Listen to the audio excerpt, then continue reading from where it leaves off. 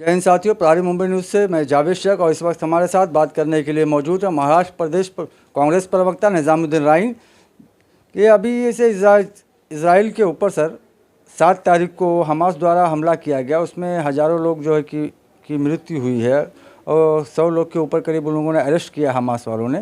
तो इसको आप किस तरह से देखते हैं? देखिए, ये हमास जो है, आप हमास का नाम क्यों ले रहे हैं? हमास से बेहतर होगा कि आप फ़लस्तीन और इजराइल की लड़ाई की बात करें, क्योंकि हमास तो उनका एक छोटा सा संगठन है।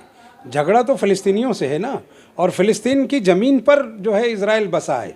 इजराइल अपनी कोई ज़मीन लेके नहीं आया था, और ये कोई हमारी या हमारे नेताओं की पॉलिसी नहीं है। ये तो अटल जी की सरकार में भी उन्होंने कहा था, अटल जी का वीडियो है पूरा हर जगह, उन्होंने उस वक्त भी कहा था कि जिसकी ज़मीन है उसका अधिकार है। तो इजराइल जो है वो चूँकि अमेरिका की नाजायज़ औलाद है और उसने हमेशा जो है इस्लामी कंट्रीज़ को परेशान करने का काम किया, और वो जो जगह है वो एक पवित्र जगह है, अलग अलग धर्मों के लिए भी पवित्र है। तो उस जगह पर जिस तरह की चीज़ें हो रही हैं वो ठीक नहीं है। लेकिन हमास ने आज पहली बार उनके ऊपर कोई अटैक नहीं किया। इजराइल ने हज़ारों हज़ार लोगों को मारा है।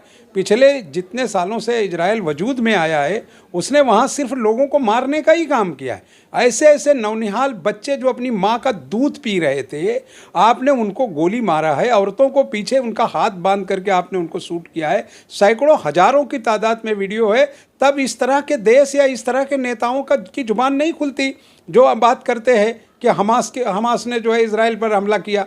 मैं ये कहता हूँ कि हमला किसी का भी हो, चाहे हमास करे इजराइल करे, वो ठीक नहीं है। लेकिन जिसका अधिकार है, जिसकी चीज़ है, उसे तो आपको रिटर्न करना होगा ना। या दुनिया में जो लोग पंचायत करने बैठ रहे हैं या जो कंट्रीज आज इस तरह की बातें कर रही हैं, वो क्यों नहीं सामने आकर वो उनके मामलात को सुलह कराते? आज जब हालात बस से बदतर हो रहे हैं और आज जब इजराइल बुरी तरह पिट रहा है, और मुझे ऐसा लगता है कि चंद दिनों में जिस तरह के हालात बन रहे हैं उसमें सऊदी अरबिया भी शामिल होगा, ईरान भी शामिल होगा, रसिया भी शामिल होगा, चाइना भी शामिल होगा, क्योंकि उनके जो डिप्लोमेट हैं, उनके जो बयान आ रहे हैं, उससे ये लगने लगा है कि इस तरह की चीज़ें हैं। तो ये तो आज एक ऐसी ताकत है जो ये दिखाने की कोशिश कर रही है कि हमास आतंकवादी संगठन है। क्या अपने देश के लिए लड़ना इसे आतंकवाद कहते हैं? हमास अपने देश की ज़मीन के लिए लड़ रहा है, फ़लस्तीन के लिए लड़ रहा है, मस्जिद अक्सा के लिए लड़ रहा है। उस पर जो इस तरह की बातें करने वाले हैं वो क्यों नहीं बात करते कि पिछले 100 वर्षों में फ़लस्तीन के ऊपर क्या हुआ, फ़लस्तीनियों के साथ क्या हो रहा है? तो ये जो घटना हो रही है ये एक तरह से घटिया हरकत है। मैं अटल जी की मैंने जिक्र किया, इंदिरा गांधी की बात करता हूँ। जिस ज़माने में यासर अराफात वहाँ थे, वो हिंदुस्तान आए थे। जब नॉन अलाइंड कॉन्फ्रेंस हुआ तो हिंदुस्तान आए, अटल जी के दौर में आए। तो जब भी ये सारी चीज़ें दुनिया के तमाम बड़े राष्ट्राध्यक्षों ने ये बात कही है, और कुछ भी मजबूरी हो सकती है किसी की। मैं ये नहीं कहता कि आप किसी सिविलियन को मारो, क्योंकि ये लॉ के ख़िलाफ़ है, रूल के ख़िलाफ़ है। लेकिन जो न्याय उनके साथ होना था वो नहीं हुआ, इसलिए आज हमास जो है बौखला गया है, पागल हो गया है, और वो इसलिए मार रहा है। और उसको मार रहा है जो उनका दुश्मन है। वो चलते हुए किसी को तो नहीं मार रहा है। इजराइल ने उनके साथ क्या किया, इजराइल के प्राइम मिनिस्टर ने क्या किया, इजराइल की फ़ौजों ने, उनके वीडियोस तो पूरी दुनिया में जारी हो रहे हैं ना। वो वीडियोस तो आप देखिए। सर, अभी ऐसे कुछ वीडियोस आए हैं कि उनकी लाइट, उनका पानी, उनका राशन सब जो है कि ब्लॉक कर दिया गया है। हाँ, तो ये तो एक तरह से जो है देश के साथ गद्दारी है उनके।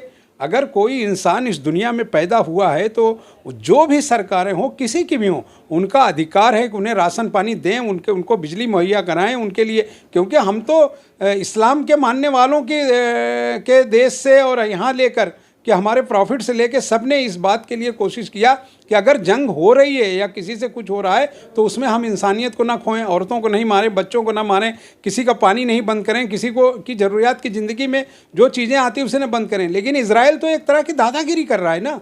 यानी वो दादागिरी कि उन्होंने जो है वहाँ धर्मस्थल को तोड़ रहे हैं, सिविलियंस को मार रहे हैं, उनका पानी रोक रहे हैं, इलेक्ट्रिक रोक रहे हैं। ये तो एक तरह से ठीक बात नहीं है।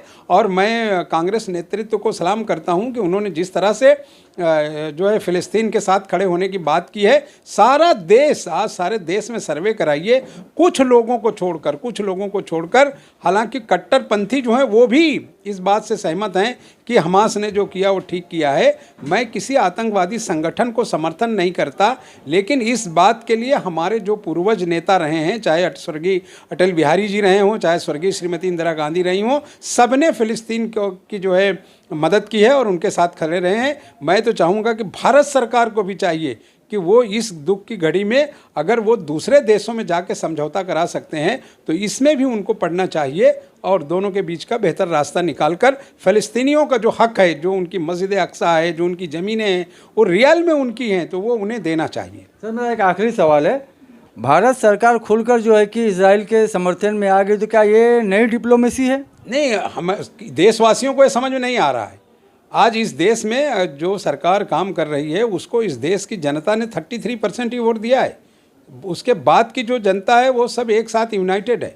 और अभी आप देखेंगे कि जिस तरह से अभी इतनी बड़े बड़े लीडरों ने समर्थन किया है, दुनिया की बहुत सारी कंट्रीज़ इस मामले में खुलकर आ रही हैं।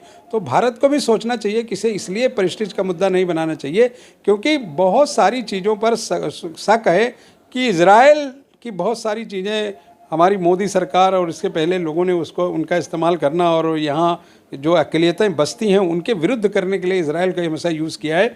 तो मैं ये समझता हूँ ये ठीक नहीं है, लेकिन भारत को सोचने की आवश्यकता है कि अगर दुनिया के दूसरे देश उनके साथ खड़े हो रहे हैं और वो सच है और इनके जो सबसे अग्रज नेता थे जिन्होंने इसको बनाया भारतीय जनता पार्टी, वो जो पहले प्रधानमंत्री बने, जो इस देश के सर्वमान्य नेता थे, वो आरएसएस से आते थे, लेकिन उसके बावजूद भी इस देश में बसने वाले लोगों ने अटल जी को जिस तरह से सराहना की है हर मामलों में, उनका वीडियोस आज सारे चैनलों पर और सारी जगहों पर वायरल है और उन्होंने ये कहा है कि फ़लस्तीन की ज़मीन फ़लस्तीन को देना चाहिए। धन्यवाद प्रारी मुंबई से बात करने के लिए। अभी आपने देखा हमारे साथ मुंबई कांग्रेस प्रवक्ता निजामुद्दीन राइन थे। प्रारी मुंबई न्यूज़ से मैं जावेद शेख।